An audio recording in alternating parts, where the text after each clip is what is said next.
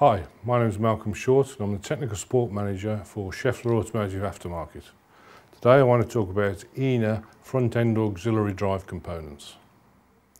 There are a number of different designs of auxiliary belt tensioners used by vehicle manufacturers today, from the simple mechanically adjusted tensioner to the short arm spring type tensioner.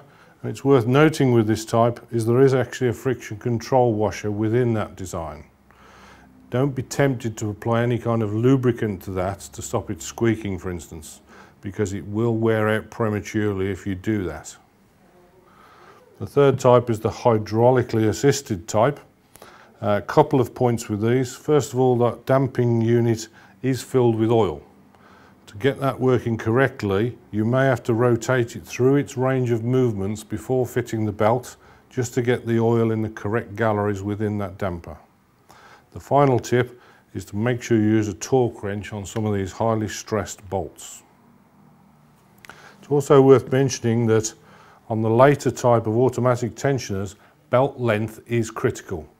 They are not as tolerant of a slightly different belt length as the old type of tensioners used to be. If your customer complains of a vibrating or oscillating auxiliary belt tensioner, don't automatically assume that it's those that are at fault. It may be the vehicle is fitted with an overrunning alternator pulley and that is defective. The way to test an overrunning alternator pulley is to insert the special tool to lock the alternator shaft, and the pulley should rotate independently in one direction only. If it rotates in both directions or won't slip at all, then it needs to be replaced.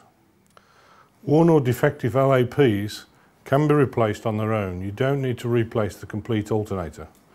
Using the special tool to lock the shaft, you just undo the special nut and then you can spin the overrunning alternator pulley off the alternator. That concludes our presentation on ENA front-end auxiliary drive components. Thanks for watching.